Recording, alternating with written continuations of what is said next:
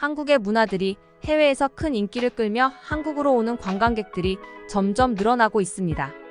원래 외국인들은 과거에는 서울이라는 도시 이외에는 관심이 없었지만 여러 영상 매체에 등장한 한국의 아름다운 모습을 보고는 서울 이외의 도시를 관광하는 여행객들이 늘고 있다고 합니다.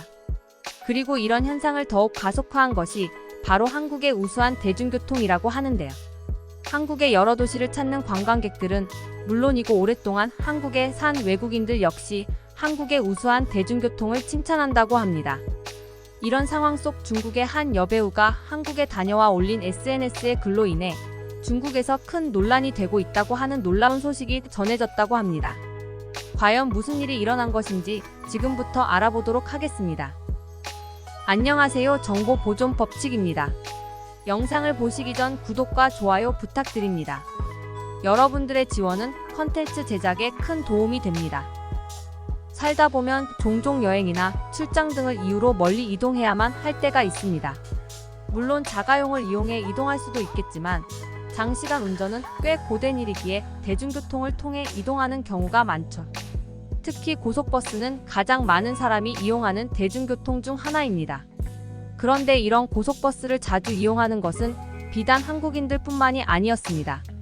한류의 확산으로 인해 대도시가 아닌 곳으로 여행하는 인구가 많아졌고 이에 따라 자연스럽게 가장 보편화된 대중교통인 고속버스를 이용하는 사람들이 많아진 것입니다.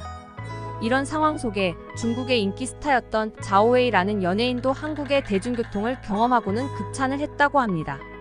자오웨이는 황제의 딸이라는 드라마에서 제비 역할을 훌륭히 소화해내며 중화권에서 큰 인기를 끌었습니다. 이후에도 그녀는 다양한 영화와 드라마에 출연하여 계속해서 인지도를 높여갔고 지금에 이르러서는 완전한 슈퍼스타가 되었는데요. 그런데 이런 그녀에게 큰 시련이 닥치게 되었으니 바로 한국을 칭찬했다가 중국 정부에게 밉보여 활동이 차단된 것입니다.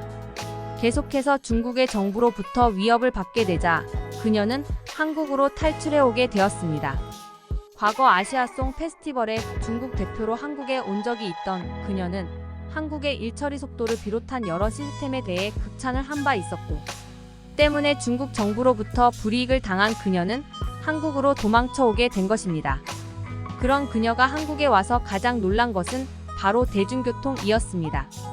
그녀는 한국의 고속버스를 타고 강원도로 가던 중 잠에 들었다 깨고 본 광경에 큰 충격을 받았다고 하는데요.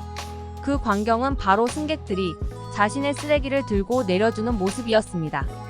한국인들에게는 당연한 일이기에 이게 왜 놀라운 일인지 이해가 가지 않지만 중국의 고속버스는 쓰레기장과 버스가 구분이 되지 않을 정도로 심각하게 더럽다고 하는데요. 시민의식의 수준이 낮은 탓에 쓰레기를 아무렇게나 버리는 것은 물론이고 심지어 대중교통 내부에서 음식을 먹는 일도 흔하기에 중국에서 대중교통은 비위생적이라는 이미지가 강한 것입니다. 이에 그녀는 SNS에 한국의 대중교통과 시민의식의 놀라움을 칭찬하는 게시글을 올리면서 중국의 시민의식이 개선되어야만 한다는 의견을 내비쳤습니다.